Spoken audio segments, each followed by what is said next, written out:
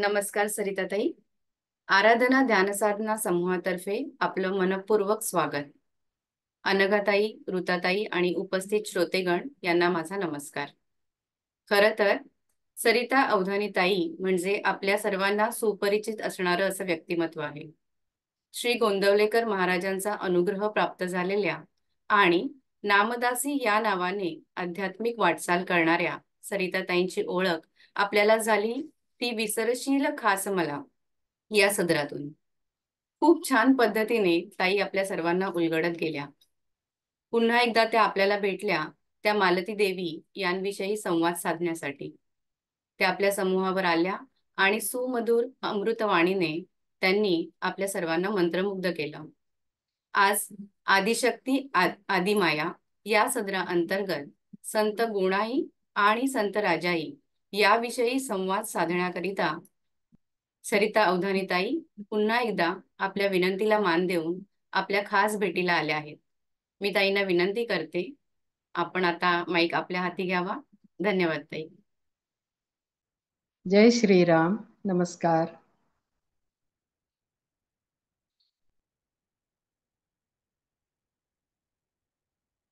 श्रीराम समर्थ.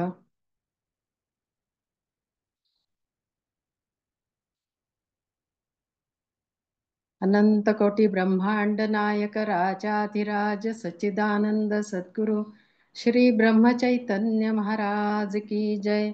जय जय रघुवीर समर्थ. जयाचा जनी जन्म नामार्थ झाला, जयाने सदा वास नामात केला, जयाच्या मुखी सर्वदा नाम कीर्ती, नमस्कार त्या ब्रह्म चैतन्य मूर्ती. सद्गुरुनाथ महाराज की जय. जय जय रघुवीर समर्थ. सब संतन की जय. या देवी सर्वभूतेषु शक्तिरूपेण संस्थिता, नमस्तस्यै नमस्तस्यै नमस्तस्यै नमो नमः.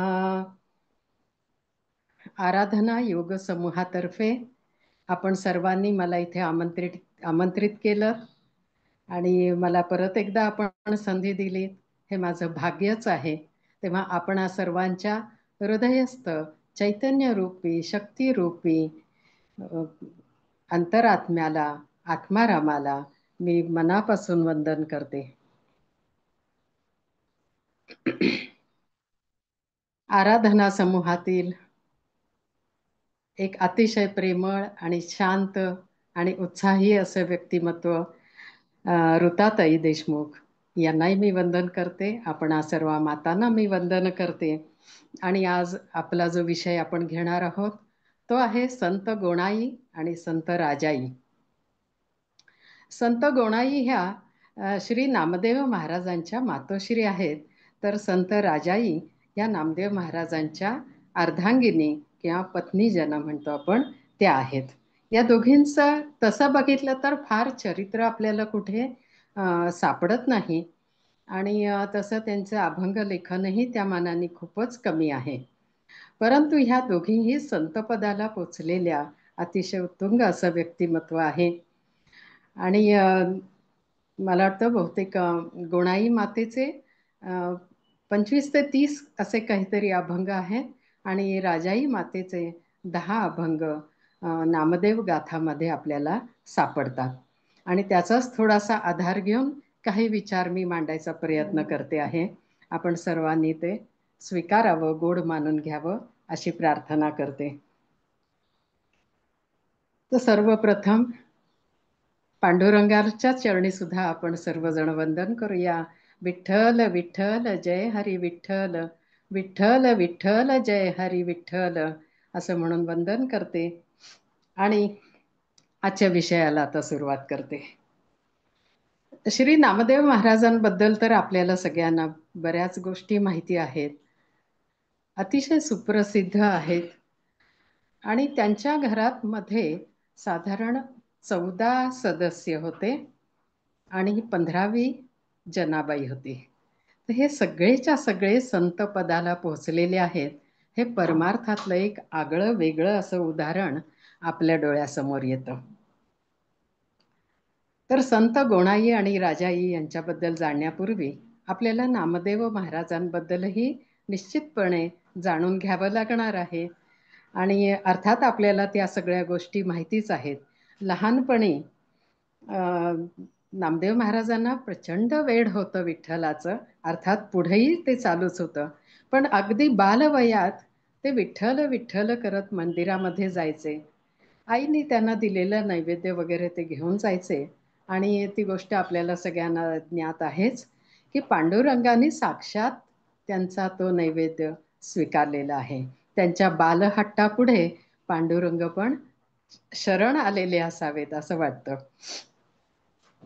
की याचा हट्ट आपण मोडायचा नाही आहे, त्याची आपल्याला समजूत घालायची आहे, त्याच्यावर प्रेम करायचं आहे. याच भावनेने साक्षात पांडुरंग तिथे आलेले आहेत, त्याला दर्शन दिलेलं आहे, ते नैवेद्य स्वीकारलेलं आहे. ही सगळी गोष्ट आपल्याला माहिती आहे. तसंच जनाबाईंनी सुद्धा एका अभंगामध्ये असं वर्णन केलेलं आहे की नामदेव महाराज इतकं गोड आणि प्रेमळ अशा आवाजात कीर्तन करायचे की नामदेव कीर्तन करी पुढे नाचे पांडुरंग, असं ती वर्णन करते. तर आता नामदेव महाराजांचा हा आपल्याला आत्ताच्या जीवनातील हे प्रसंग माहिती आहेत. पण ह्याआधी आपल्याला थोडंसं त्यांच्या पूर्वजन्माच्या अं, पूर्वजन्माकडे थोडंसं बघायचं आहे. असं म्हणतात की नामदेव महाराज म्हणजे साक्षात उद्धवच आहेत. उद्धवानेच परत हा जन्म नामदेव म्हणून घेतलेला आहे. आपल्याला माहितीच आहे की विठ्ठल रूप हे सुद्धा श्रीकृष्णांनी विठ्ठलाचं रूप घेतलेलं आहे आणि ते पंढरीमध्ये वास करायला आलेले आहेत, निवास करायला आलेले आहेत. मग आता उद्धव हा तर अतिशय प्रेमळ म्हणजे अतिशय आवडता भक्त होता भगवंतांचा. मग नामदेव म्हणजेच उद्धव जर आहे, तर हा श्रीकृष्ण विठ्ठल रूपाने निश्चितच उद्धवासाठी धावून येणारच ना. त्याच्या हाकेला साथ देणार, त्यांनी केलेला नैवेद्य सगळ्याचा स्वीकार तो पांडुरंग करणारच ना. तर ह्या नामदेव महाराजांना ही सगळी विठ्ठलाची गोडी, विठ्ठल भक्तीची गोडी, याचं सगळं बीज रुजवण्याचं कार्य हे संत गोणाईनी म्हणजे त्यांच्या मातोश्रींनी केलेलं आहे. लहान वयातच त्यांना सुद्धा म्हणजे संत गोणाईंना सुद्धा विठ्ठल भक्तीची आवड होती. विठ्ठलाची सेवा करायला, त्याच्यासाठी रोज काहीतरी नैवेद्य चांगला चुंगला करून पाठवायचा वगैरे, या सगळ्याची तिला आवड होती. आणि रोज ती नामदेव महाराजांना नैवेद्य घेऊन मंदिरातही पाठवायची. आणि त्याच्याच पुढे ही गोष्ट आहे की नामदेव महाराजांनी हट्ट केला की तू जर जेवला नाहीस तर मी उपाशी राहीन, मी इथून जाणार नाही. आणि त्याचा हट्ट पांडुरंगाने पुरवलेला आहे. तर असं ही गोणाई, हिचा सुद्धा थोडासा अर्थ आपण बघूया गोणाई या शब्दाचा. गो म्हणजे काय? तर गो म्हणजे इंद्रिय. आणि जी इंद्रियांची आई आहे ती गोणाई. आणि अशा ह्या गोणाईच्या पोटी संत नामदेव महाराजांचा जन्म झालेला आहे. आणि तिने नामदेव महाराजांना विठ्ठलाच्या भक्तीची गोडी लावून दिलेली आहे. तरी सुद्धा नामदेव महाराजांनी घरामध्ये लक्ष घालावं, प्रपंचामध्ये लक्ष घालावं, संसार चांगला करावा, अशी तिची साधी भोळी अपेक्षाही होतीच. कारण ती स्वतः एक प्रापंचिक स्त्री आहे. आणि मग तिची अपेक्षा ही असणारच, प्रत्येकच आईची मुलाकडनं ही अपेक्षा असते की त्यांनी घरामध्ये नीट लक्ष घालावं, काहीतरी घराला हातभार लावावा. आणि गोणाई सुद्धा ह्याच्या विरुद्ध कशी असेल, तिच्याही मनात हाच भाव असणारच आहे नक्कीच. मग त्यावेळेला काय व्हायचं की हा तर विठ्ठलाच्या भक्तीमध्ये रंगून गेलाय, विठ्ठल विठ्ठल करतोय, घरात थांबत नाहीये. मग तिला साहजिक वाटायचं की ह्याला थोडंसं या वेडापासून परावृत्त केलं पाहिजे. म्हणून ती खूप प्रयत्न करायची, सतत प्रयत्न करत राहिली. तरी पण तिला अपेक्षा भंगाचं दुःख सहन करावं लागलं. नामदेवांचे वडील सुद्धा नामदेवांना सांगायचे की प्रपंचामध्ये लक्ष घाल, घरामध्ये लक्ष घाल, आपल्या उद्योगधंद्यामध्ये काहीतरी हातभार लाव.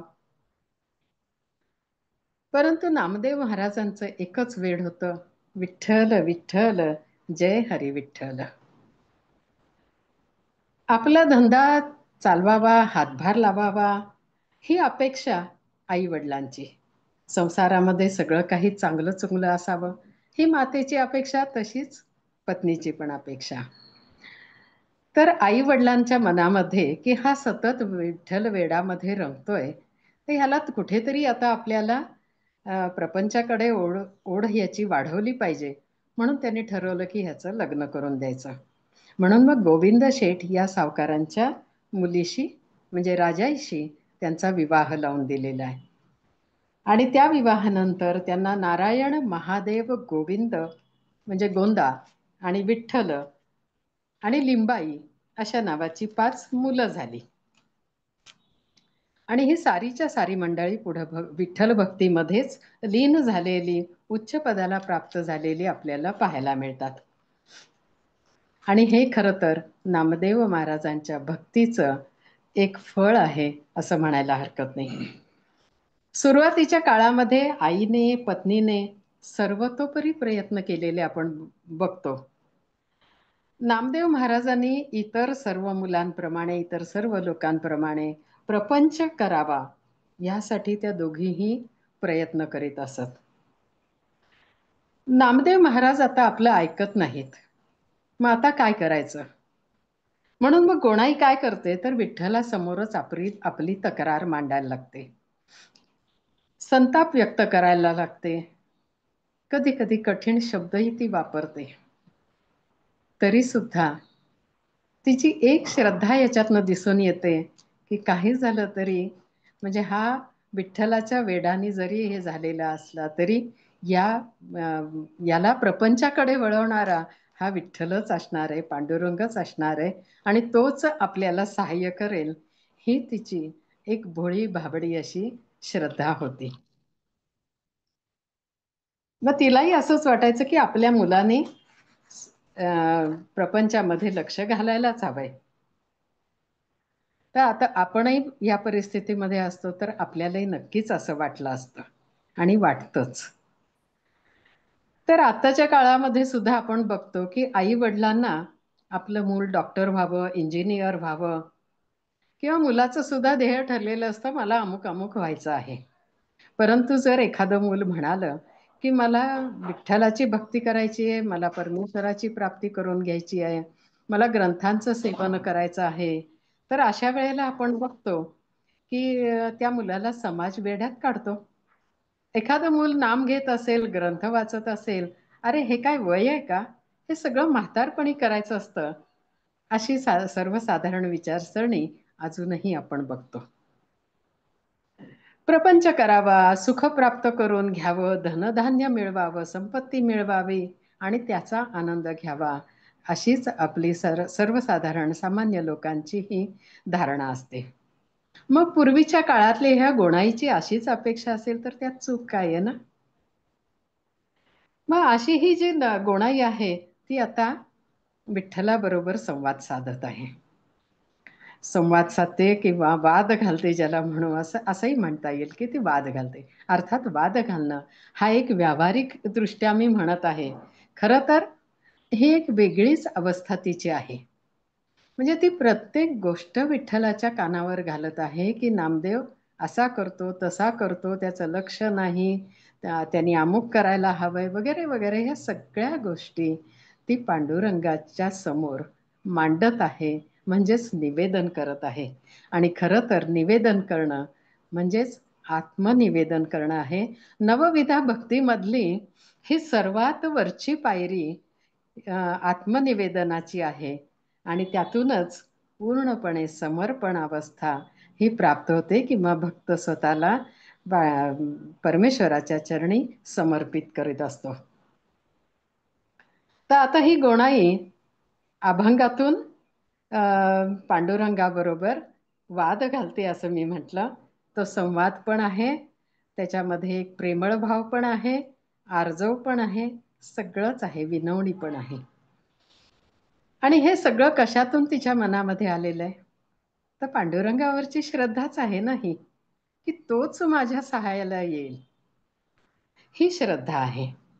तोच माझं गाऱ्हाणं ऐकेल, तोच नामदेवाला सांगेल की प्रपंचात लक्ष घाल म्हणून. आणि म्हणून ती काय करते तर आपल्याला माहिती आहे, देवा सांगू सुख दुःख, देव निवारील भूक. अशा भावनेने ती आपलं प्रत्येक दुःख पांडुरंगासमोर मांडत आहे. आणि पांडुरंगाने खरंच तिचं सुख दुःख सगळं ऐकून घेतलेलं आहे आणि पुढं तिची भूक कशी निवारली आहे हे आपल्याला आपण बघणारच आहोत. आता ही भूक कोणची हे आपल्याला नंतर नक्कीच लक्षात येईल. पण एक गोष्ट आहे बघा, आपण जेव्हा असं काही कुठल्या आपल्या घरामध्ये गोष्टी होतात किंवा आपलं मूल जर चंचल असेल, लक्ष घालत नसेल, तर आपण खूप त्रागा करतो. आल्या गेल्याच्या समोर किंवा समाजासमोर आपल्या व्यथा मांडतो आणि म्हणजे आक्रंदन करतो. परंतु गोणाईकडनं आपल्याला ही शिकण्यासारखी गोष्ट आहे की जे काही आहे ते सगळं पांडुरंगाच्या चरणी सांगायचं, त्याच्या कानावर घालायचं. ही तिची श्रद्धा आपल्याला पण आपल्यामध्ये उतरवता येण्यासारखी आहे. मग आता काय काय वेळेला तिच्या अभंगामधनं सुद्धा तिने हे सगळं वर्णन केलेलं आहे. अभंगातनं ह्या व्यथा मांडलेल्या आहेत. तो वाद संवाद हे सगळं तिने त्या ह्याच्यामध्ये मांडलेलं आहे. आणि अशाच एका अभंगात ती नामदेव महाराजांना म्हणते, तिचा मन वळवण्याचा हा प्रयत्न त्याच्यामध्ये दिसून येतो. माता म्हणे नामा रावुळासी खेळता, तुझं कोण्या दैवता ओढियले. लाजीरवाणे नाम्या तुवा केले जिणे, हसती पिशुने देशोदेशी. सांडी देव पिसे नको करू ऐसे, बळे कैसे घर बुडविसी. अरे हे सगळं करून तू आपलं घर बुडवतोयस असंच तिला वाटत आहे. आणि मग थोडीशी निर्भत्सना केल्यासारखं ती त्याला म्हणते, जन्मा येऊन या पराक्रम करी, का होसी संसारी भूमी भार. काहीतरी पराक्रम कर. पराक्रम कर म्हणजे संसाराला हातभार लावण्यासाठी प्रयत्न कर. नुसता असा भूमीला भार होऊन का राहतो आहेस. इतरांची लेकरं बघ, ती सुदैवी आहेत. सुदैवाची लेकरे वरता ती कशी, तू मज झालासी कुळक्षय. अगदी सर्वसामान्य स्त्रीप्रमाणे ही गोणाई नामदेव महाराजांकडे मुलगा म्हणून पाहते आहे. पंढरीनाथाची कृपा तिच्या लक्षात येत नाहीये. असत्य प्रपंचाला सत्य मानून चालणाऱ्या सर्वसामान्य जीवाप्रमाणे गोणाईचीही सर्वसामान्य अशी अपेक्षा आहे. पुढच्या अभंगात ती म्हणते किंवा नामदेव महाराजांना शिकवते की कसं हे करायचं आहे, आपल्याला आयुष्यात काय करायचं आहे. कापड घेऊन जाय बाजारासी, गोणाई नाम्यासी शिकवित असे. लोकांचे हे पुत्र संसार करीती, आमुची फजिती केली नाम्या. नाम्या विठोबाचा संग नव्हे बरा, मैंद हा खरा गळा काटू. याचे संगतीने संसार जाळावा, भोपळा हा घ्यावा भीक मागू. नको संग धरू नाम्या ऐक गोष्टी, नको संग धरू नाम्या ऐक गोष्टी. गोणाई हनुवटी धरुनी सांगे, गोणाई हनुवटी धरुनी सांगे. अरे काय रे ह्या पांडुरंगाच्या नादी लागलाय, सगळा संसाराचा तू विस्कट करतो आहेस. हातात भोपळा घेऊन म्हणजे तो तंबोरा घेऊन जे हिंडतायत, तर ती म्हणते हातात भोपळा घेऊन भीक मागण्याची अवस्था का बरं तू आणतो आहेस. नामा ऐक रे ऐक रे. इतकी आर्जव आहे तिच्या आवाजामध्ये, इतकी ममता तिच्या आवाजामध्ये भरून आलेली आहे, तळमळ आहे. ऐकणारे बाळा अशी ती विनवणी करते आहे. आणि अगदी प्रेमळ आईप्रमाणे वात्सल्यपूर्ण असा ती त्याच्या हनवटीला हात धरते आणि खरोखर विनवणी करते. तिच्या डोळ्यात पाणी आलेलं आहे आणि ती म्हणते, ऐकणारे नाम्या एवढं तरी ऐक. पुत्र प्रेमाने आसक्तीने ही वेडी झालेली गोणाई आता पांडुरंगालाच पोटतिडकीने विचारते, आगा ये विठोबा पाहे मजकडे, कागा केले वेडे बाळ माझे. तुझे काय खादले त्वा काय दिधले, भले दाखविले देवपण. तिचे म्हणणे असे आहे की ह्या देवाने भक्ताला प्रपंचाचे सुख द्यावे, त्याच्या प्रपंचात काही उणं दुणं राहू नये, त्याला काही कमी पडू नये. प्रपंच हा अतिशय सुखाचा नीट नेटका व्हावा अशी तिची अपेक्षा आहे. आणि मग ती विठ्ठलाला त्यातूनच जाब विचारते, देव देव होऊन या अपेश का घ्यावे, माझे का बिघडावे एकुलते बाळ. तू तर देव म्हणतोस आणि तू माझं बाळ का बिघडवतोयस, असा अपयश का तू पोटी घेतो आहेस, तुझ्यावरती असा आळ तू का घेतो आहेस, असं ती विचारते. आणि शेवटी परत ती पांडुरंगाचीच विनवणी करते आहे. थोरपणे नामा करी मज अधीन, गोणाई म्हणे चरण धरीन तुझे, माझा नामा मला परत दे रे, माझा नामा मला परत दे, अशी ती विनवणी करते आहे. अशीच एकदा तिच्या मनातला त्रागा प्रकट झालेला आहे आणि ती विठ्ठलाशी भांडते, दूषणं देते आहे. इतके कठोर शब्द त्या अभंगामध्ये ती वापरते, ते बघूया आपण. विश्वजन मोहना, विश्वजन मोहना म्हटलंय, पण पुढचे शब्द, विश्वजन मोहना कपटिया नारायणा. अरे किती कपटी आहेस तू, काय दैवपणा मिरवतोसी, दर्शना आलिया हृदयी संचरसी, देह भाव घेसी हिरोनिया. या अभंगात हा जो उल्लेख आलेला आहे, हृदयी संचरसी, तर याची गोष्ट अशी आहे की एकदा नामदेव महाराज लहान वयातच औंढ्या नागनाथाच्या दर्शनाला गेले होते आणि त्या दर्शनाच्या वेळी पांडुरंगाचा संचार त्यांच्यामध्ये झालेला आहे आणि त्यांचा देहभाव हरपला आहे. म्हणजे तिथंच त्यांचा देह बुद्धी ज्याला म्हणू आपण, देह अहंकार ज्याला म्हणू, तो गळायला सुरुवात झालेली आहे. आणि ह्या अभंगाच्या शेवटी दूषणं देता देता तिच्या लक्षात आलं असावं बहुधा की भांडून काही उपयोग नाही आहे, किंवा तो रागाचा आवेग तिचा ओसरला असेल. आणि ती म्हणते, माझा नामा लावी संसाराचे सोयी, बिनविते गोणाई केशवाते. सतत जाब विचारणाऱ्या गोणाईला पुढे पांडुरंग म्हणतात, नामदेव महाराजांनी हा प्रसंग त्यांच्या अभंगामध्ये उतरवून ठेवलेला आहे. ऐके गोणाई म्हणे केशीराज, सदा अरज तुझे नाम देवा, संसारादी यासी नावडीची काही, मिठीच व पायी घातलीसे. अगं ह्याला संसाराची आवडच नाहीये, त्यांनी माझ्या पायाला मिठी घातली आहे. नेणं याच्या जीवी घेतलेसे काही, लोळणीच पायी घेतलीसे. हा माझ्या पायाशीच लोळण घेतो आहे. तू तर माझ्यापाशी आर्जव करती आहेस नामदेवाला परत दे म्हणून, पण नामदेव तर माझ्या पायाची मिठीच काढत नाहीये. त्यांनी माझ्या पायाला, चरणाला घट्ट मिठी मारून ठेवलेली आहे. याचं कोडं मलाच उलगडत नाहीये. हा मागत नाही, हा दिले तर घेत नाही, अंतरीचं काही सांगत नाही. मला तर असं वाटतं, ते गोणाईला म्हणतात बरं का, म्हणजे पांडुरंग साक्षात गोणाईला सांगतायत, जन्मोनी साकडे घातले वो कैसे, गिळील मज ऐसे वाटत असे. मी भावासी भुललो, सापडलो याचे हाती, करील काय अंती न कळे काही. पांडुरंग गोणाईलाच म्हणतात की तूच मला ह्याच्यापासून सोडव ना, मी तर ह्याच्यावर भुललोय आणि तोच मला गिळून टाकेल असं मला वाटतंय, तर आता तूच त्यातून मला सोडव. इथे एक असा अर्थ मला जो जाणवला तो मी सांगते, की गोणाईला तूच मला सोडव असं म्हणण्यामागे काय हे आहे, अर्थ आहे. तर पांडुरंगाला म्हणायचंय की त्याच्यात आणि माझ्यामध्ये जे वेगळेपण तुला जाणवत आहे, आम्ही दोघं वेगळे आहोत असं जे तुला वाटतं आहे, त्या वेगळेपणातून तू मला सोडव. म्हणजे तुझ्या मनीचा हा भाव तू काढून टाकायला तिला पांडुरंग उपदेश करीत आहेत. आणि त्याच्या जीवाचे दान मला दे. म्हणजे इथं पांडुरंगच दान मागतायत आणि तेही नामदेवांच्या जीवाचं दान मागत आहेत. म्हणजे त्याचा जीव जर तू माझ्या ओटीत घातलास तर आम्ही दोघ जण एकरूप होऊ.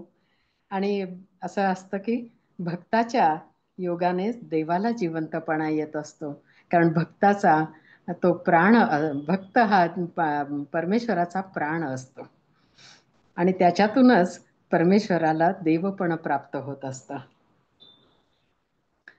मग असं हे पांडुरंग गोणाईला समजून सांगत आहेत आणि ते पुढे म्हणतात, तू आपुली या मनी विचारुनी पाही, नामा आपुला नेई आवडता.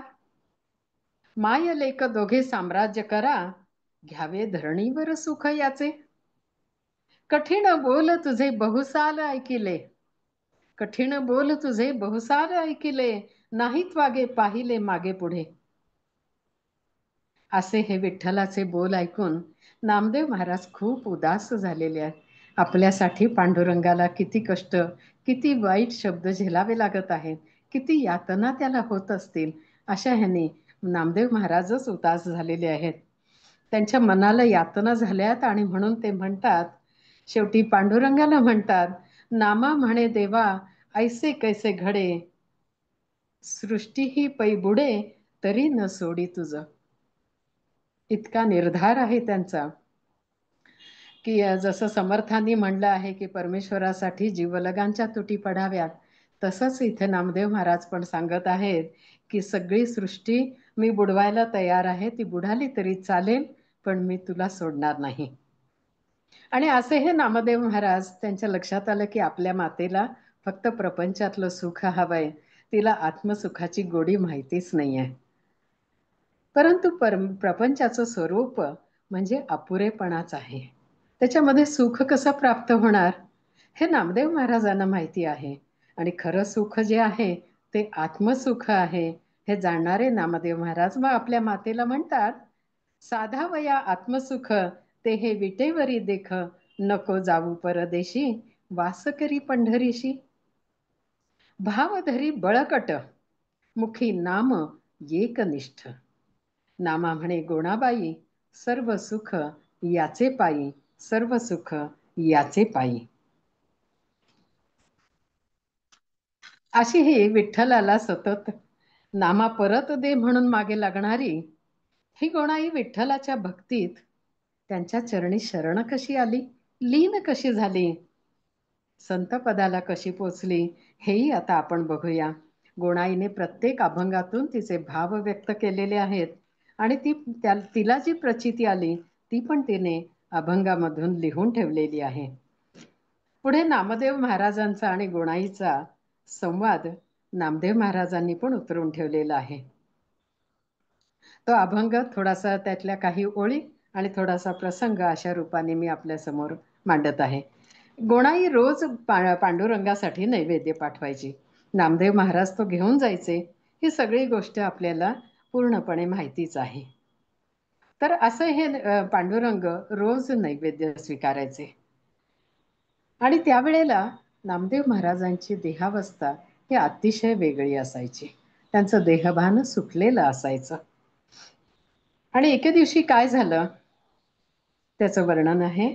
माता वाट पाहे नामा अजून का न ये, देखो न विठ्ठल काय भुलला तेथे. विठ्ठलाला पाहून हा भुलला की काय येत नाहीये. ऐसे मज पाहता हेची घडे साचे, विठ्ठल मन त्याचे गुंतलेसे. विठ्ठलापाशीच त्याचं मन गुंतलेलं आहे. आता काय करावं, तिला काळजी पण वाटते आहे. बराच वेळ झालाय नामदेव आलेले नाहीत, म्हणून ती मंदिराकडे धावत निघालेली आहे आणि महाद्वारापाशी ती आलेली आहे. आणि महाद्वारापाशी ती अशी आतमध्ये वाकून बघते दारातून आणि तिला दिसतं की तो तव पांडुरंगा सन्मुख देखिला, चित्रीचा लिहिला पुतळा जैसा. म्हणजेच श्री नामदेव महाराजांची देहावस्था ही समाधी लागल्यासारखीच झालेली होती. पांडुरंगाकडे एकटक ते पाहत होते. देहभान हरपून गेलेलं होतं. हे पाहताच गोणाईला क्रोध आला, राग आला आणि तिनं आतमध्ये जाऊन पटकन नामदेव महाराजांचा हात खेचला, ओढला त्यांना. त्यावेळी काय झालं, तव प्रेताची ये परी पडिला भूमीवरी, देखोनी सुंदरी रुदना करी. समाधी अवस्थेत न असं कोणी ओढलं किंवा हात जरी लावला तरी ती व्यक्ती प्रेताप्रमाणे खाली पडते. आणि मग ही अवस्था बघितल्यावर गोणाईला खूप वाईट वाटलेलं आहे की आपण हे काय केलं. आणि मग ती रडू लागते आणि ती नामदेव महाराजांना विचारतेस, अरे तू माझ्यावरती रुसलास का? असा का करतो आहेस? थोड्या वेळाने भावसमाधी उतरल्यावर नामदेव महाराजांनी डोळे उघडले तेव्हा त्यांना आई दिसली आणि त्यांच्या लक्षात काय झालं हे आलं. नामदेव महाराजांची समाधी उतरली म्हणल्यावर गोणाईंनी त्यांना मिठी मारलेली आहे. पण त्याच वेळेला नामदेव महाराजांनी आईची निर्भत्सना केलेली आहे. माऊली नव्हेसी तू वैरिणी जाण, माझ्या केशवाची खूण अंतरली. शस्त्री विण वध केला अवचिता, जीव तळमळता जाऊ पाहे. आता परतोनी माझी वाट पाहसी, साच रिपू होसी तरी जाण. नामा म्हणे माझ माते जाई हो येथुनी, नामा म्हणे माते जाई हो येथुनी, मज जाई निरवुनी विठोबासी. तू मला माझ्या पांडुरंगापासून दूर करते आहेस. एखाद्या वैरणीप्रमाणे तू वागते आहेस. आता इथून निघून जा आणि मला माझ्या पांडुरंगापाशी सोपवून दे. मातानो तू वैरिणी, असाच भाव नामदेवानी इथेही व्यक्त केलेला आहे. आणि आता तू इथून निघून जा असं ते तिला म्हणतायत. नामदेव महाराजांनी जरी झिडकारलं तरीही गोणाई नामदेवांना प्रपंचाकडे नेण्याचा हेका काही सोडत नाहीये. शेवटी आईच आहे ती. कितीही मुलगा कठोर वागला, काही झालं तरी ह्याला वळवून प्रपंचाकडे न्यायचंच, असाच आईचा निर्धार असतो.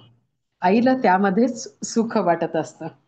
आणि ती म्हणते, नव मासवरी म्या वाहिलेसे उदरी.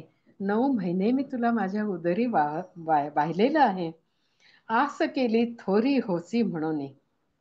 तू खूप मोठा होशील अशी माझ्या मनामध्ये इच्छा होती. आणि ती पुढे म्हणते, तू असा का निष्ठुर झाला आहेस?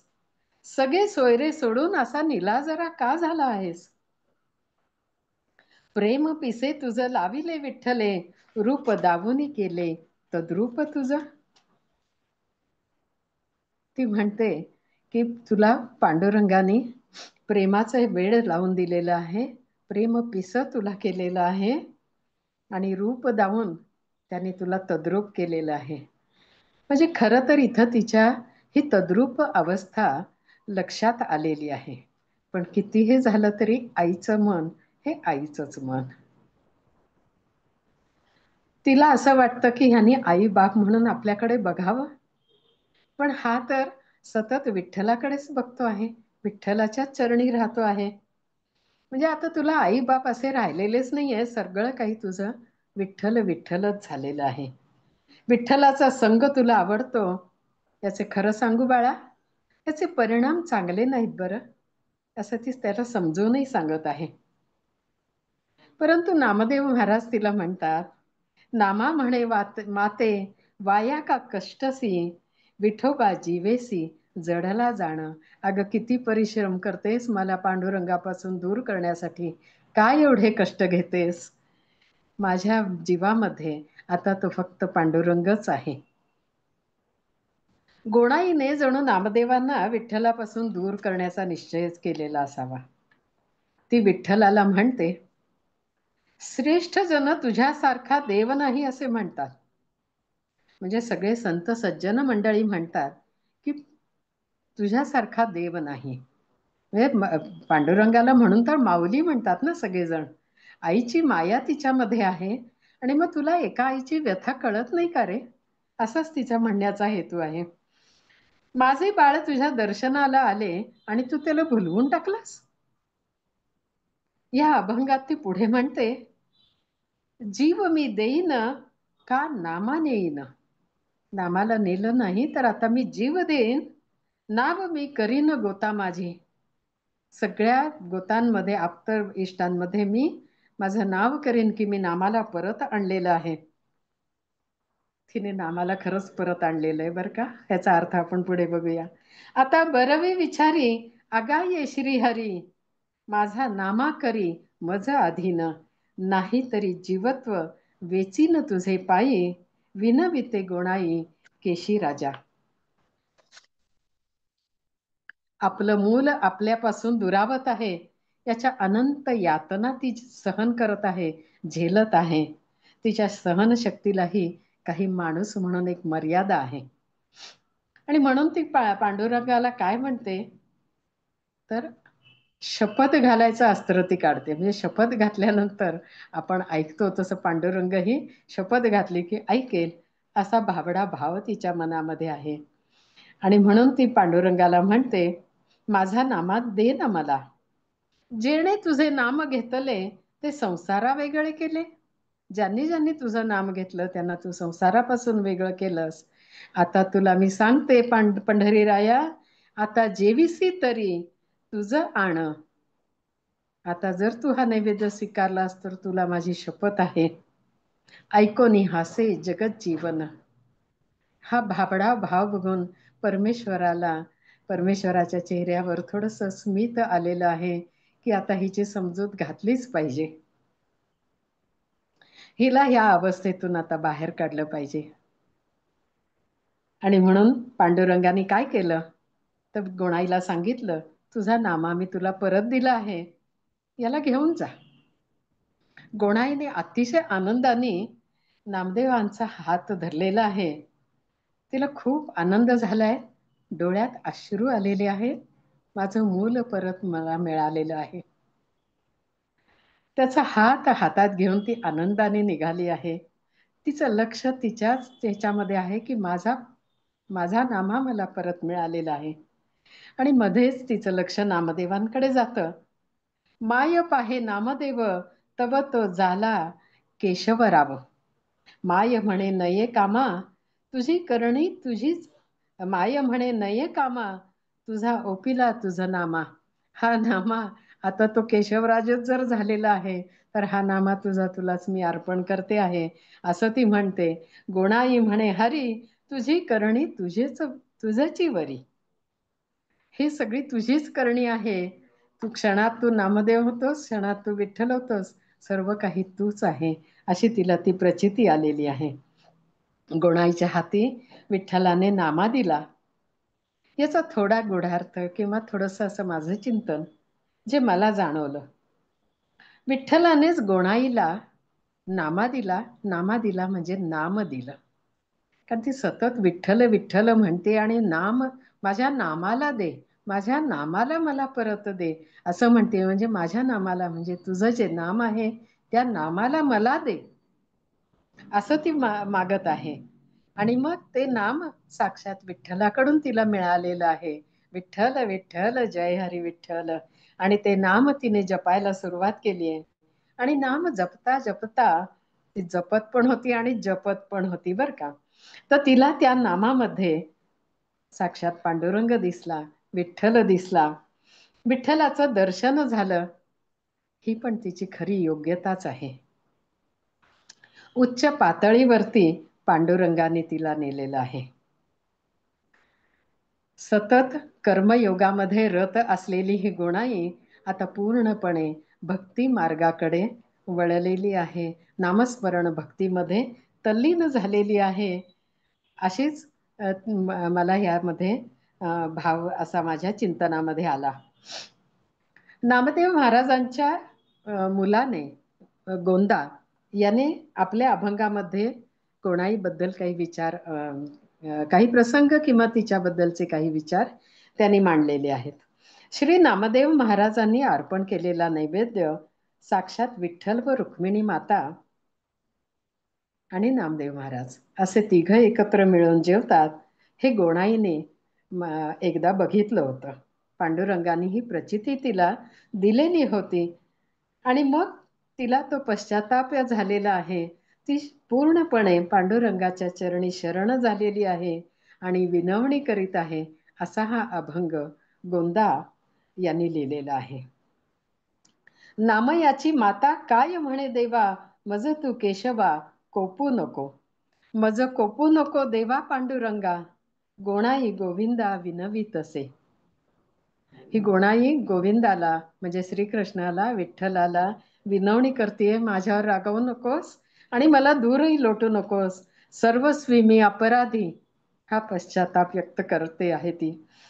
सर्वस्वी मी अपराधी, पंढरीच्या राया नाम्याविषयी दया असो द्यावी. घातले तयासी तिने लोटांगण, केले समाधान विठ्ठलाने. तिला पूर्ण समाधान प्राप्त झालेलं आहे. गोंदवलेकर महाराज म्हणतात, तुम्हाला परमेश्वराकडे मागायचं असेल तर एका शब्दात काय मागाल? तर ते म्हणतात, समाधान मागा. आणि समाधान मिळणं ह्यामध्ये सर्व काही आलं. म्हणजे समाधान केव्हा प्राप्त होतं? जेव्हा आपला समूळ अहंकार नष्ट होतो, त्यावेळेला जे प्राप्त होतं ते समाधान असतं. नामा आलिंगला हृदयी मातेने, जोडला सज्जन देव तुझ. तू असा एक देव जोडलेला आहेस हे तिच्या लक्षात येतं आणि ती नामदेवाला आलिंगन देते आहे. आता नामदेवांना आलिंगन दिलं. नामदेवानी तिला कुशीत आपल्या कवेत घेतलेलं आहे, आलिंगन दिलेलं आहे. आता नामदेव आणि पांडुरंग वेगळे कुठे आहेत? म्हणजेच त्या परब्रह्मानेच साक्षात त्या मातेला आपल्या कवेमध्ये घेतलेलं आहे. आणि म्हणून ती पुढे संत पदाला पोहोचलेली आहे. तुझा हा जोडला पंढरीचा राव, जाहाला बरं वाठाव नामदेवा. तू खरोखर धन्य आहेस. तू पांडुरंगाला जोडून घेतलेलं आहेस. आणि खरंच तर नामदेवांच्या मुळेच गुणाई मातेला सुद्धा पांडुरंगाशी जोडता आलेलं आहे स्वतःला. बहुत पूर्व पुण्य होते तुझे गाठी, पडली हे मिठी विठ्ठलासी. नामा विठ्ठलासी नाही द्वैतपण, धरित चरण गोंदा म्हणे. इथे या अभंगातही हाच भाव आहे की नामदेवा आणि पांडुरंग यांच्यामध्ये कोणताही आता द्वैत उरलेलं नाही. दोघं एकरूप झालेले आहेत आणि अशा ऐक्य भावाला मातेने आलिंगन दिलेलं आहे आणि तीही त्याचमध्ये लीन झालेली आहे. माझा नामा मला दे, माझा नामा मला दे, म्हणून पांडुरंगालाच तिने विनवणी केलेली आहे. हेही आपल्याला लक्षात घेतलं पाहिजे. आणि अशाच याच्यातून, अशाच या भक्तीतून, म्हणजे आत्मनिवेदन ह्या भक्तीतून तिला नाम आणि देव म्हणजेच नामदेवही मिळाला आणि पांडुरंगही मिळाला. नाम मिळालं आणि देवही भेटला. नामदेव आणि विठ्ठल वेगळे नाहीत ही प्रचिती तिला आली. नामदेवाला म्हणजे विठ्ठलालाच तिने आलिंगन दिलेले आहे. अशी ही सर्वसामान्य प्रापंचिक असणारी स्त्री, तिच्या मनातली ही आत्मशक्ती जागृत झाली आणि ती पुढे संत पदाला पोचलेली आहे. तशीच नामदेव महाराजांची पत्नी राजाई, हिची कथा काही वेगळी नाही. ही पण अतिशय सामान्य अशी प्रापंचिक अशी स्त्री आहे. नामदेव महाराजच विवाहाच्या वेळेला 11 वर्षाचे होते. म्हणजे ही तर अजून लहान वयातलीच होती. आणि मग एक सर्वसाधारण विवाह होणं एक स्वप्न प्रत्येक मुलीच्या मनामध्ये असतं.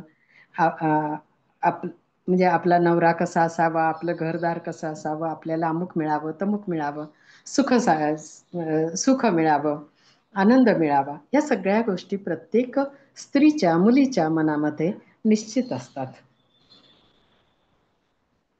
तर हिचं लग्न झालं, पुढे 5 मुलं झाली, पण घरातली परिस्थिती ही अतिशय हालाकीची होती.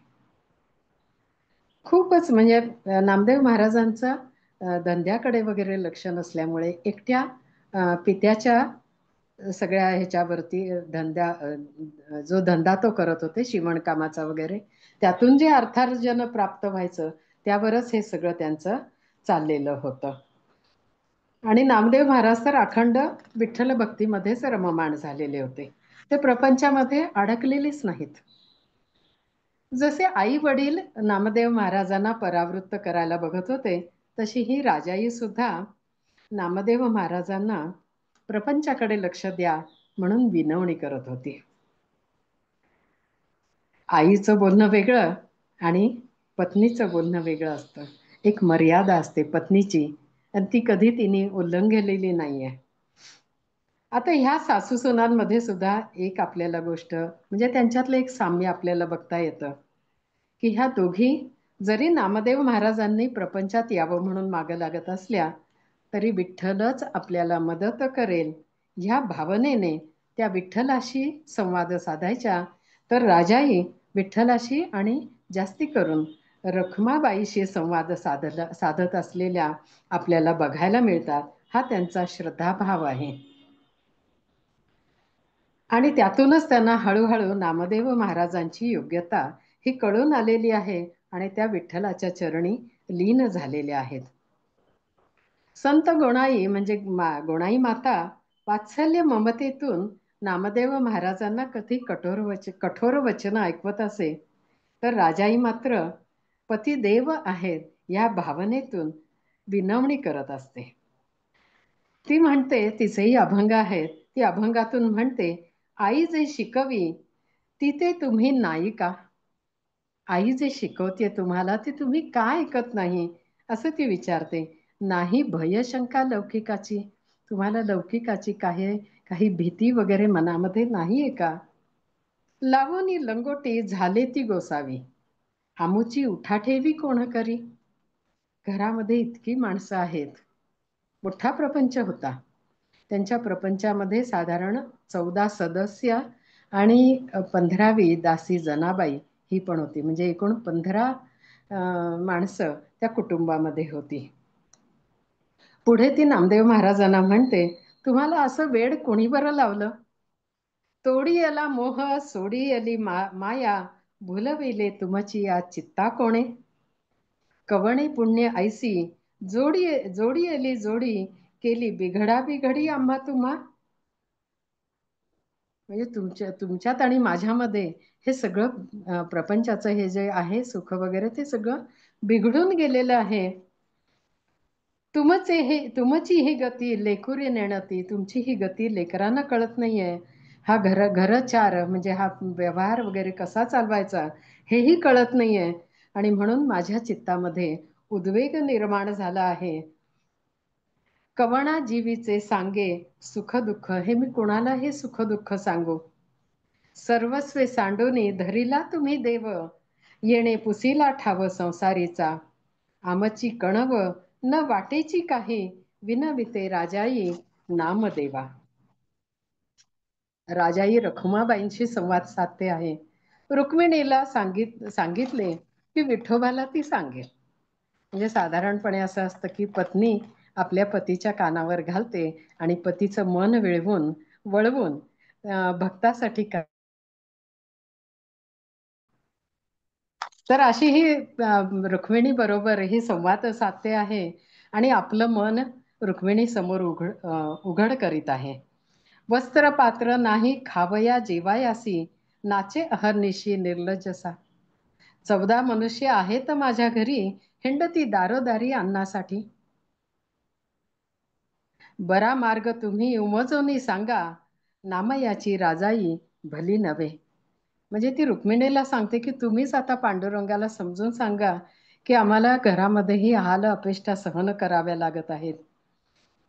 आणि मग ती परत आणखीन आपलं गाऱ्हाणं पुढं सांगते की सुदैवाच्या स्त्रिया अलंकार मंडित, म्हणजे इतरांचे पती आपल्या पत्नीसाठी किती काय काय करत आहेत, अलंकार वस्त्र वगैरे सगळं देत आहे, पण ह्यांची मात्र माझ्यावर प्रीतच नसावी असं वाटतं.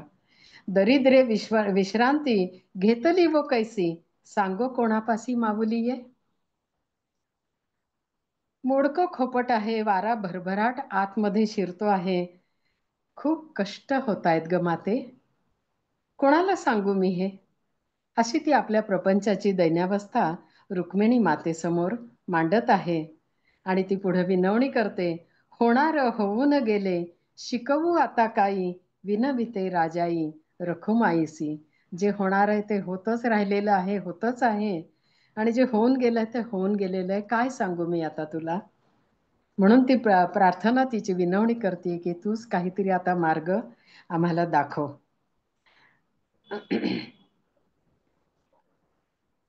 म्हणजे तूच काहीतरी शिकव, तूच पांडुरंगाला सांग आणि नामदेव महाराजांचं मन वळव, असंच तिला म्हणायचं आहे.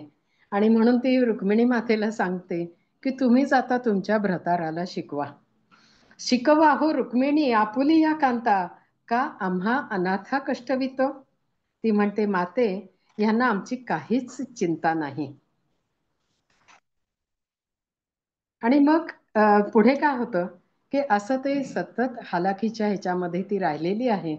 आणि एकदा तिच्या घरी तिचे माहेरचे पाहुणे आलेले आहेत, तिचे बंधू वगैरे आलेले आहेत. तिला खूप आनंद होतो, पण आता यांच्यासाठी करायचं काय.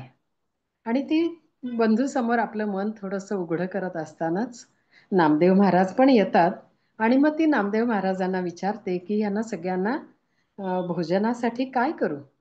नामदेव महाराज म्हणतात आज दशमी आहे, दशमी एकभुक्त असते, उद्या एकादशी आहे, उपवास आहे, भजन कीर्तन आहे, जागरण आहे, आणि द्वादशीला पारणे करून भोजन करायचं आहे. राजाईच्या मनाला खूप यातना होतात, दुःख होतात. खायला नाही, भोगायला नाही, अशा घरात मला का बरं माझ्या वडिलांनी दिलं असेल, असं ती विचार करते आणि पांडुरंगाला कळवळून विचारते. तेवढ्यात एक वाणी एक पोतं घेऊन बाहेर उभा राहतो आणि तो गोणी तिच्या हातामध्ये देतो आणि म्हणतो की नामा जेव्हा परत येईल तेव्हा मी येतो बरं, तोपर्यंत हे ठेवून घे आणि ह्याचा घरामध्ये तू वापर कर. ती विचारते आपलं नाव काय आहे, तर तो म्हणतो केशव शेठ.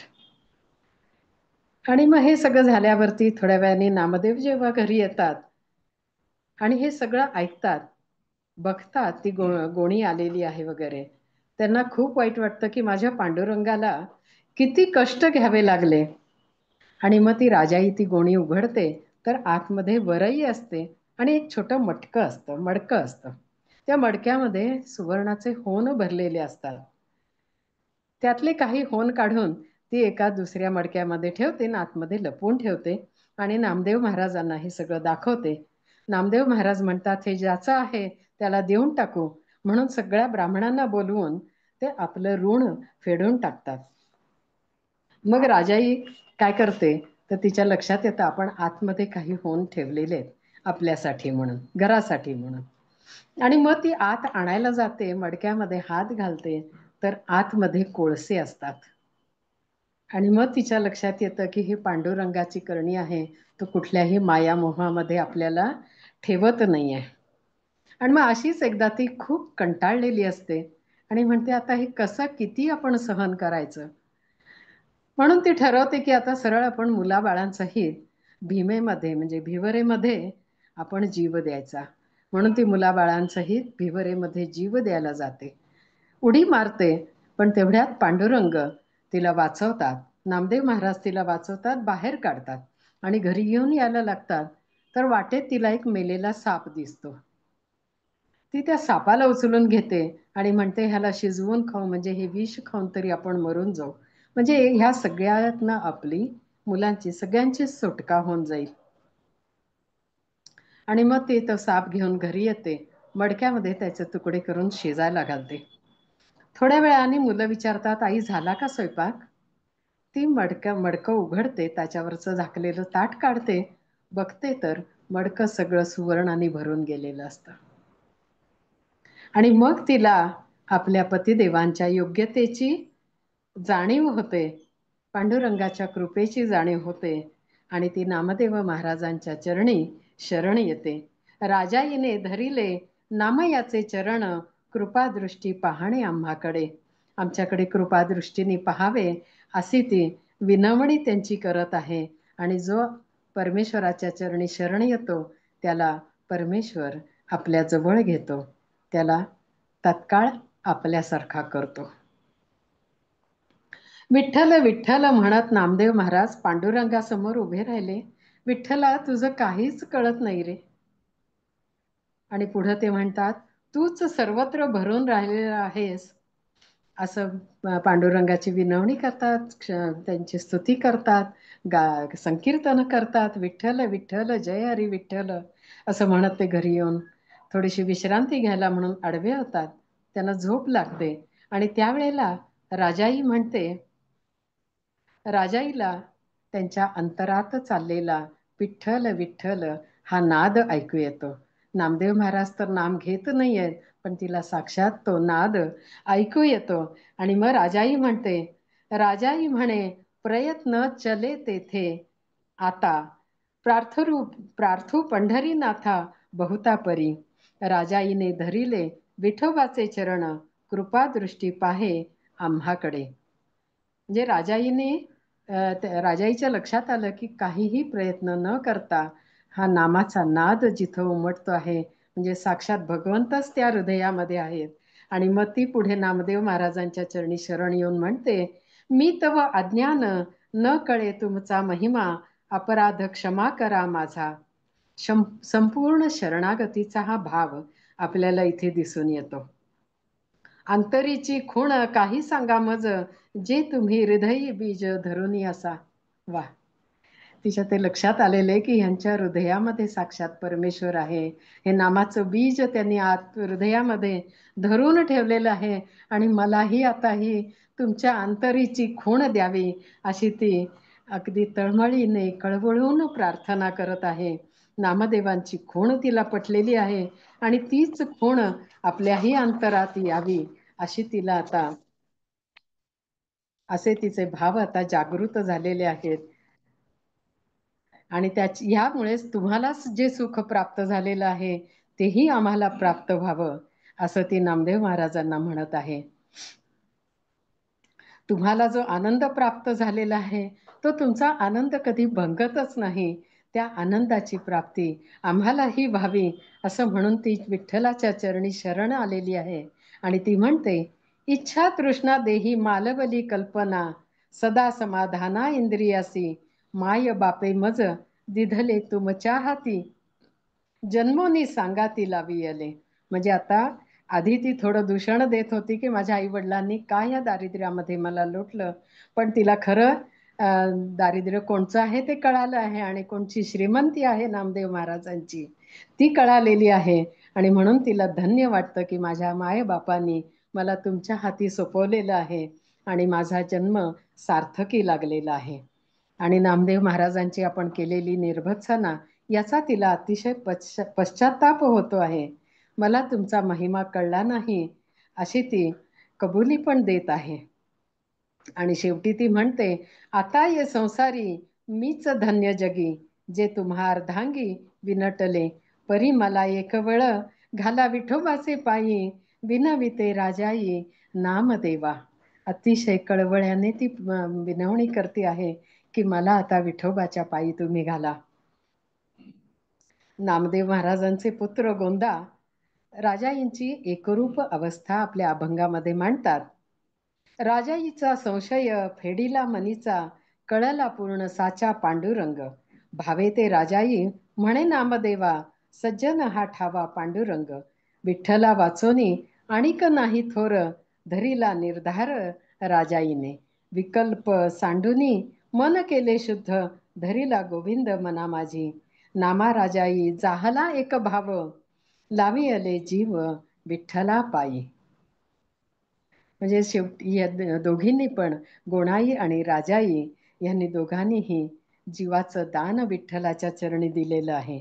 आणि तिने पूर्णपणे सगळे संकल्प विकल्प सगळं काही आपल्या मनातला जो भाव होता, देहभाव जो होता, तो सगळा तिने त्याग केलेला आहे. आणि आता ती नामदेवांशी खऱ्या अर्थाने एकरूप झालेली आहे. विठ्ठल आणि नामदेव एकरूप आहेतच, त्यातच आता माता गोणाई आणि पत्नी राजाई ह्याही दोघी सामावलेल्या आहेत. दोघीही विठ्ठल स्वरूपाला पोचलेले आहेत, संत पदाला पोचलेले आहेत. अशा प्रापंचिक स्त्रिया आपला जीव विठ्ठला चरणी अर्पण करून संत पदाला पोचलेल्या आहेत. यातून एवढंच लक्षात येतं की अतिशय प्रापंचिक सामान्य जीव जरी असला तरी परमेश्वराच्या कृपेने जेव्हा तो पूर्ण शरणागत होतो, त्याचा देहभाव मनातून समूळ नष्ट होतो, तेव्हा तो संत पदाला पोचतो आणि त्याला शाश्वत आनंदाची समाधानाची प्राप्ती होते. या दोघींच्या चरित्रातून आपण हेच शिकूया. आपल्यामधली ही सहनशक्ती आपण वाढवूया आणि समर्पित भाव वाढवूया. आणि शक्ती स्वरूपिणीला प्रार्थना करूया की आम्हालाही या दोघींच्या प्रमाणे ही समर्पणाची शक्ती प्राप्त व्हावी आणि आम्हाला परमेश्वराच्या चरणी विलीन होता यावं. जानकी जीवन स्मरण जय जय राम. विठ्ठल विठ्ठल जय हरी विठ्ठल. विठ्ठल विठ्ठल जय हरी विठ्ठल. सद्गुरुनाथार्पणमस्तु. सद्गुरुनाथार्पणमस्तु. श्रीराम श्रीराम श्रीराम. जय श्रीराम. जय श्रीराम. धन्यवाद.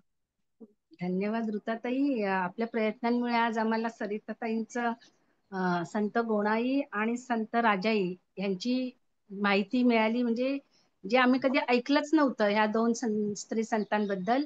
आणि इतकं नामदेवांचं बाकी सर्व आपण बरंच ऐकतो रेडिओवर, इतर ठिकाणी, सर्वत्र. पण संत गोणाई आणि संत राजाई ज्या त्यांच्या माऊली आहेत आणि अर्धांगिनी आहेत हे आम्हाला आजच कळलं तुमच्या या प्रवचनातून. खूप खूप धन्यवाद. आणि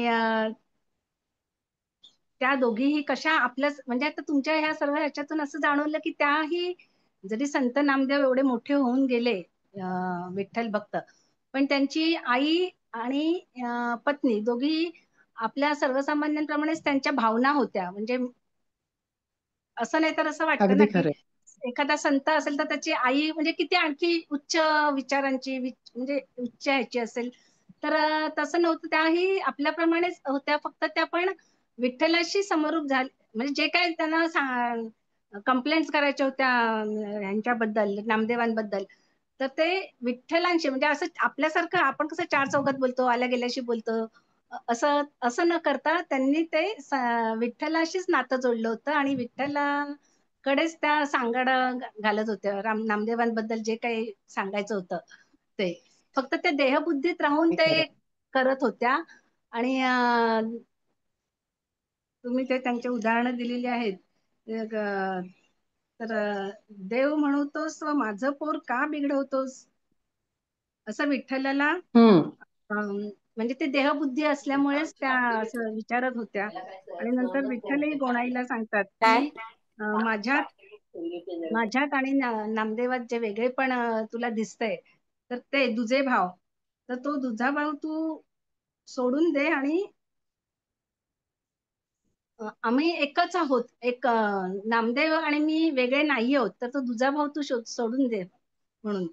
आणि नामदेव म्हणतात की सगळं जग बुडाले तरी चालेल, पण तुझे चरण मी सोडणार नाही. तर ह्याच्यात नामदेवांची भक्ती किती उच्च प्रतीची होती हे जाणवतंय. आणि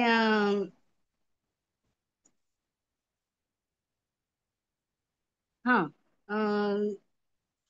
तर तुमच्या ह्या सर्व ह्याच्यातून आम्हाला एवढं कळलं की आपल्याप्रमाणेच त्या पण दोघी जणी होत्या. आणि आपण आता विठ्ठलाकडे काय मागायचं, तर ते समाधान मागायचं. तर हे समाधान दे, म्हणजे समाधानाच्या बरोबर जे लागणाऱ्या बाकीच्या ऍडजस्टमेंट असतात त्या पण सगळ्या आपण करू, म्हणजे तशी बुद्धी दे आम्हाला, हे मागायचंय विठ्ठलाकडे. आणि संत राजाईंबद्दल त्याही आपल्याप्रमाणेच प्रपंचात आपला नवरा बिघडलाय असं त्यांना वाटत होतं. म्हणजे विठ्ठलाच्या नादाला लागून आपला पती म्हणजे जे करायला पाहिजे ते करत नाहीये आणि विठ्ठलाच्याच मागे लागले. तर तसं न होता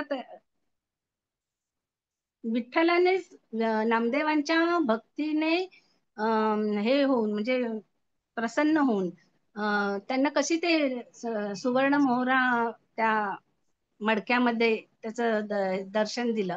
आणि विठ्ठलाने ती किमया करून दाखवली. आणि त्याच्यामुळे राजाही हे झाल्या, म्हणजे काय म्हणतात ते आश्चर्यचकित झाल्या आणि आपल्या पतीच्या भक्तीचा महिमा त्यांना कळला. आणि त्याच्यामुळे त्यांना शरण गेल्यानंतर, आणि ज्या त्या अगोदर आपल्या आई वडिलांना दूषण देत होत्या की मला अशा घरात का त्यांनी हे केलं म्हणून, तर तेच आता आई वडिलांना त्या म्हणजे आभार मानू लागल्या त्यांच्या. त्यांना योग्य घरात मला दिलं याबद्दल त्यांना आई वडिलांबद्दल पण कृतज्ञता वाटू लागली. खूप सुंदर. बरोबर आहे. पण अतिशय सुंदर. आणि आम्हाला नामदेवांच्या जीवनातलं म्हणजे हे आई आणि पत्नी या दोन्ही नात्यांच्या बद्दल अतिशय चांगली माहिती दिली, सूक्ष्म एकदम बारीक सारीक बारकावे सांगून आम्हाला खूपच त्यांच्याबद्दल हे प्रेरणा मिळाली की कसं म्हणजे आपणही संसारात राहून विठ्ठलाशी तद्रूप विठ्ठल म्हणा किंवा आपण आपले जे कोणी गुरु किंवा आराध्य असेल त्याला तद्रूप होऊ शकतो हे ह्याच्यातून आम्हाला जाणवलं. खूप सुंदर. अगदी खरं. हम्म. आपण इथे ऋताताईंच्या विनंतीला मान देऊन आलात यासाठी मी आराधना ध्यान समूहातर्फे आपले हृदयापासून आभार मानते. आणि आपली रसाळ मधाळ वाणीने आम्ही अगदी मंत्रमुग्ध झालो होतो. तुम्ही परत परत या आणि आमच्या ह्या समूहाला असंच मार्गदर्शन करत जावे अशी मी तुम्हाला मनापासून विनंती करते. आणि ऋताताईंनी मला इथे बोलण्याची संधी दिली त्याबद्दल ऋताताईंचे पण आभार मानते. धन्यवाद. केव्हाही तुम्ही सांगा, मला जरूर आवडेल. आणि हे माझं भाग्यच आहे की ऋताताई मला आठवणीने बोलवतात, मला संधी देतात. ही परमेश्वराची, माझ्या सद्गुरूंची कृपा आहे. आणि जे काही हे होतंय ते सगळं परमेश्वर कृपेनेच घडतंय. ते सर्व मी त्यांच्या चरणी अर्पण करते आणि अखंड त्यांच्या सेवेमध्ये राहायचीच माझी मनाची इच्छा आहे, धारणा आहे. त्याप्रमाणे केव्हाही आपण सांगा, आपण जरूर भेटत राहू आणि आनंद घेत राहू. सरिताताई, आधी तर वाटलं की संत गोणाई आपल्या मुखातून बोलतात आहे. म्हणजे गोणाईला काय वाटतं ती भूमिका आपण वठवत होते आणि आम्हाला वाटलं आमच्याशी गोणाई बोलतात आहेत. आणि नंतर वाटलं की अरे संत राजाई जशी तक्रार म्हणजे नामदेव महाराजांची जी बायको तक्रार करते ना त्या भूमिकेत आपण होता. आणि इतकं आम्हाला असं खिळवून ठेवलं होतं आपण. खरं तर हे अतिशय अवघड होतं आज संत गोणाईवर आणि राजाईवर बोलणं. म्हणजे खरंच खूप अवघड. पण तरी बापू काळेंचं एक वाक्य आहे की घारीसारखं टिपता यायला हवं आणि मोरासारखं फुलता यायला हवं, फुलवता यायला हवं. ते गोष्ट ना असं त्यांचं एक वाक्य होतं. तर मला त्यांच्या वाक्याची आठवण आली की खरंच आपण तसं टिपलं आणि तसं फुलवलंय अगदी. आणि श्रीराम. आपण एक उत्तम श्रोता आहात आधी आणि उत्तम वक्ता पण आहात. कारण जेव्हा जेव्हा आपल्याला सवड मिळते वेळात वेळ काढून आपण प्रत्येकाचं ऐकायला अगदी आवर्जून येतात. असे फार कमी वक्ते असतात की जे दुसऱ्याचं ऐकतात. एक फार लिहिते म्हणून कवयित्री आहे असं मी म्हणत नाही, पण एक अनुभव नेहमी येतो मला की जेव्हा जेव्हा कवितेच्या मैफिली असतात तेव्हा लोक स्वतःच्या कविता वाचतात आणि पटकन चप्पल घालून पसार होतात. म्हणजे ऐकावं असं त्यांना वाटतच नाही कधी. आपलं फक्त सांगणं असतं, ऐकणं नाही. पण आपण खूप ऐकलं. आणि मला तो अनुप्रास सरखर आपला खूप आवडला. जपत होते आणि जपत होते. शब्दाचं सौंदर्य ना आपणास अगदी सहजपणे पेरता. खरंच मजा येते आपल्याला नेहमी ऐकायला. अभ्यास पूर्ण विवेचन असतं. आणि पुन्हा विनंती करण्यासाठी की गोंदवलेकर महाराजांवर आपण जरूर आम्हाला मार्गदर्शन करावं. अगदी नक्की. आपल्या विनंतीला, खरं तर विनंती नाही, मी तुमच्या मुखातून महाराजांनीच आज्ञा केली आहे म्हणून त्या आज्ञेला मी अगदी पूर्णपणे मान्य हे करते की ही खूप सेवा छान, मी करते. खूप छान वाटलं, खूप छान वाटलं. पुन्हा पुन्हा येत जा खरंच. जरूर जरूर, अगदी. केव्हाही तुम्ही सांगा, मी हजर आहे. मला ऐकतच राहावं असं वाटत होतं. इकडे श्रीराम. तिकडे लक्षच जात होतं. टकलं ऐकणं, कान असं टवकारले होते आमचे खरंच. अरे वा. भान हरपून गेल्यासारखं झालं होतं. आनंद आणि आहे, ते आनंद. संपून पण असं अजून व्हायला पाहिजे असं वाटत होतं. तुमच्याकडून ऐकण्याची खूप इच्छा आहे. खूप छान सांगितलं. जरूर मन ऐकू भारावून आपण. टाकलं आमचं, आमचं मन भारावून टाकलं. नक्कीच, जो आनंद तुम्हाला मिळतोय तो आनंद म्हणजे माझ्या परमेश्वराची कृपा आहे, खरंय, ती माझी सेवा आहे. खरंय. धन्यवाद माऊली. नाही, धन्यवाद. नीता चौधरी आहे, त्यांना बोलायचंय काहीतरी. हा, नीता हा. चौधरी. सरिताताई, खूप सुंदर विवेचन झालं आणि अतिशय सुंदर. आणि खरं सांगू ना, माझ्या मनामध्ये मागच्या 3 महिन्याचा जो संघर्ष चालू होता तो खरं सांगू तुम्ही 15 मिनिटांमध्ये शेवटी जे म्हणालात ते माझ्या प्रश्नांची उत्तरं होते. बापरे. आणि मी महाराष्ट्रात राहिलेली नाही, मोठी पण महाराष्ट्रात झाली नाही, म्हणून मला महाराष्ट्र आजच्या 30 वर्षाआधी एकदम नवीन होतं. आणि जेव्हा मी महाराष्ट्रात आली तेव्हा मी सगळ्यात आधी ऐकलं की महाराष्ट्र हे संतभूमी आहे. म्हणून मी संतांचे चरित्र वाचायला सुरुवात केली आणि पहिलेच संत नामदेव महाराज होते. अरे वा.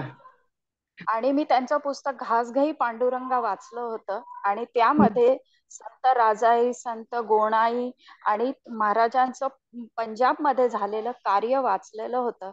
आज पुन्हा तुम्ही ते सगळं तुमच्या मुखातने पुन्हा ऐकलं, पुन्हा त्या पांडुरंगाजवळ पंढरपूरला गेली, पुन्हा ते जीवन जगले आणि तुम्ही जे शेवटचे 15 मिनिटं दिले ना ते खरंच एनर्जी देऊन गेले खूप आज. श्रीराम. खूप खूप एनर्जी देऊन गेले. तर तुम्ही नक्की येत जा, सांगत जा. इनफॅक्ट महाराजांबद्दल नक्की सांगा, कारण ते तर माझे बाबा आहे.